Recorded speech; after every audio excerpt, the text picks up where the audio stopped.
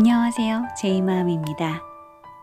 책을 읽어드리는 시간으로 오늘 12사람의 아주 특별한 동화 두 번째 시간입니다. 마지막 숨바꼭질이라는 단편을 읽어드릴 건데요. 백승자님이 지으신 단편소설이고요. 이 12사람의 아주 특별한 동화라는 책에는 12가지 단편이 나오고 12가지 직업이 그려져 있어요. 특별히 이 동화에는 소방관이신 아버지와 그 아들이 주인공이 되어서 꾸며져 있는 이야기인데 너무너무 감동적이에요. 그래서 되도록이면 끝까지 다 들어주시면 너무 감사하겠습니다.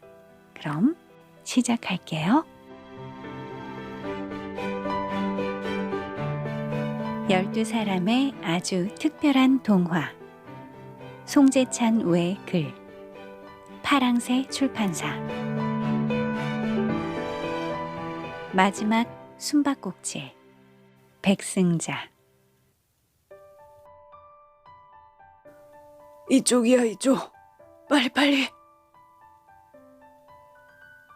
아버지의 잠꼬대가 오늘따라 유난스러웠다. 전에도 가쁜 숨을 몰아쉬며 손짓까지 섞어 잠꼬대를 하시는 바람에 어머니와 경민이가 깜빡 속은 적이 있었다. 목이 마르다고 손사래질까지 하시기에 마실 물을 가지고 와보니 드르렁거리며 코를 골고 계셨던 것이다. 아버지는 오늘 꿈속에서도 불을 끄시나? 경민이는 아버지가 깨지 않게 어깨를 슬며시 밀어 숨을 편안히 쉬도록 했다. 지난달에 소방호스에 부딪힌 왼쪽 어깨가 아직도 아픈지 돌아눕는 아버지의 입에서 앓는 소리가 새어나왔다. 이번에는 경민이가 한숨을 내쉬었다. 모처럼 아버지와 함께 맞은 일요일인데 아침 밥상을 물리고 잠깐만 쉬겠다던 아버지가 한나절이 다 지나도록 잠에 취하신 탓이다. 잠든 아버지 곁에 엎드려 동화책을 읽고 있지만 경민이 머릿속은 온통 다른 생각뿐이었다. 경민아, 엄마랑 둘이 바람 쐬러 나갈까? 어머니는 경민이 마음을 언제나 꿰뚫고 계시니까 지금 경민이가 원하는 것도 훤히 아실 터였다. 아니, 이번에는 경민이가 먼저 어머니의 마음을 읽었는지도 모르겠다. 늘 고단하신 아버지의 낮잠을 위해 자리를 피해주자는 게 어머니의 마음일 테니까 말이다. 어머니와 경민이는 살그머니 집을 나섰다. 쉬는 날이면 놀아주지도 않고 낮잠만 주무시는 아버지가 야속하고 밉니? 아니에요. 저는 아무래도 괜찮다니까요. 대답은 그렇게 했지만 아무래도 경민이의 대답에는 뾰로통한 기색이 담겨 있었다. 아들의 손을 끌어 길가의 벤치에 앉힌 어머니는 경민이의 어깨를 끌어안았다. 너는 잘 몰랐을 테지만 아버지는 어제 2차례나 화재 현장에 출동하셨다가 새벽녘에야 집에 들어오셨단다. 얼마나 힘들었던지 집에 와서도 영 마음이 가라앉지 않는다며 여간에서 말을 안 하시는 화재 현장의 이야기를 하시더구나. 예고도 없이 닥치는 일, 사납게 일렁이는 불 속에 갇힌 사람을 구해내는 일이 얼마나 위험하고 힘든지는 너도 알잖아. 특히 어제는 재래시장의 낡은 건물에서 불이 났대. 신고를 받은 소방관들이 출동했을 때 시장 골목은 이미 구경하는 사람들로 메워져 있었단다.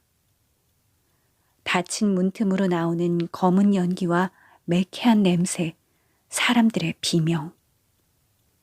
소방관 3명이 들기에도 벅찰 정도로 소방호스는 쉴 새 없이 강한 물줄기를 뿜어내고 네 아버지를 비롯한 2팀의 구조대가 그 속을 파고들었단다. 무엇보다 먼저 사람의 목숨을 구한다. 소방관들은 눈길이 마주칠 때마다 말없는 약속을 확인하고 힘을 내곤 한다지. 그래서 한순간에 온몸을 집어삼킬 듯한 불길을 이리저리 피해가며 연기에 질식한 사람을 업고 나올 때는 죽음조차 두렵지 않을 만큼 다급하단다.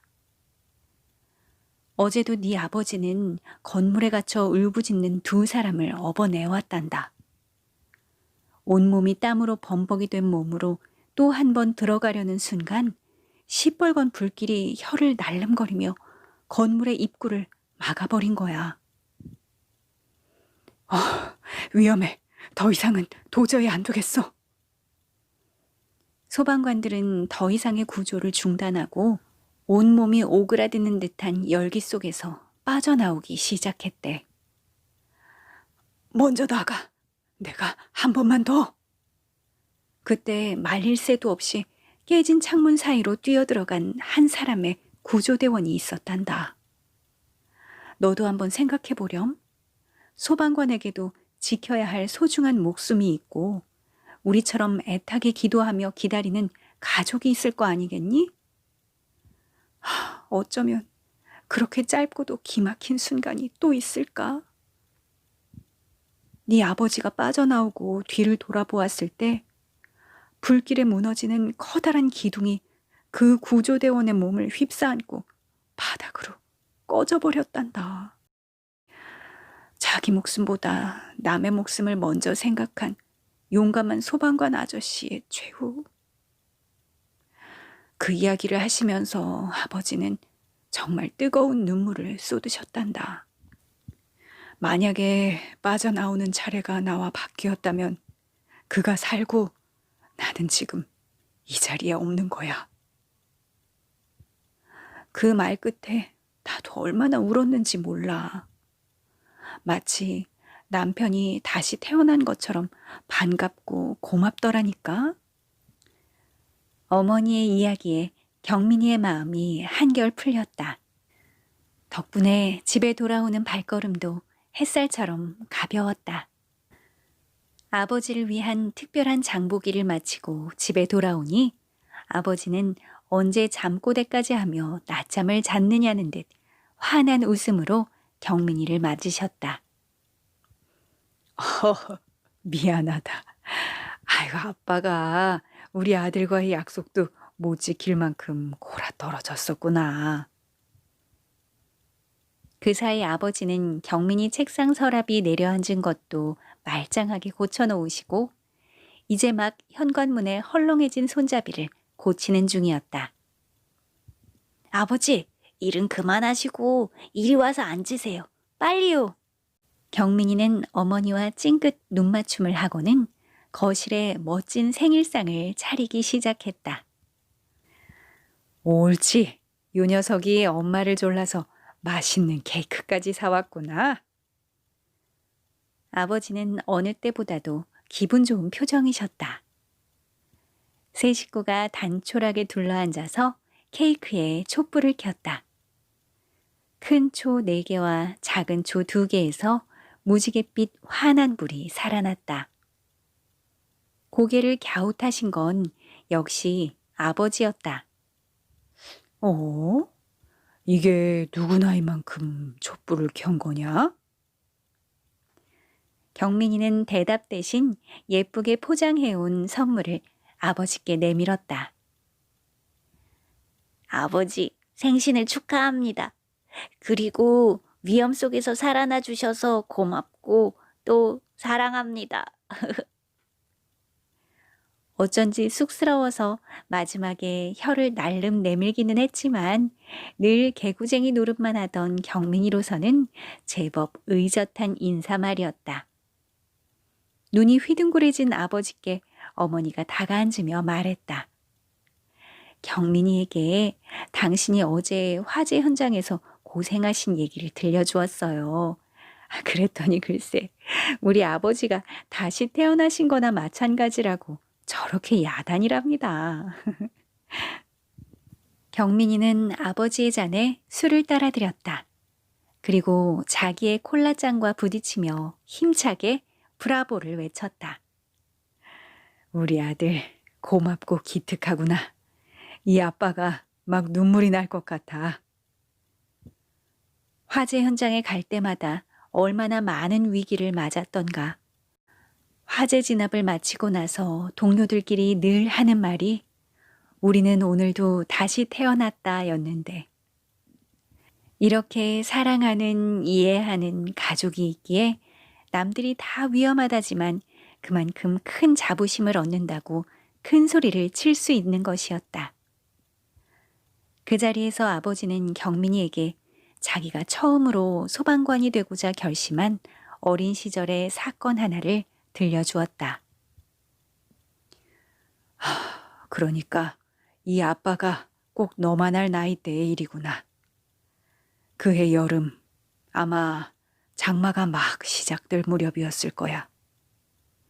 그날은 부모님이 먼 친척집에 가셔서 2살 아래의 동생과 나 둘이서만 하룻밤을 지내야 했단다.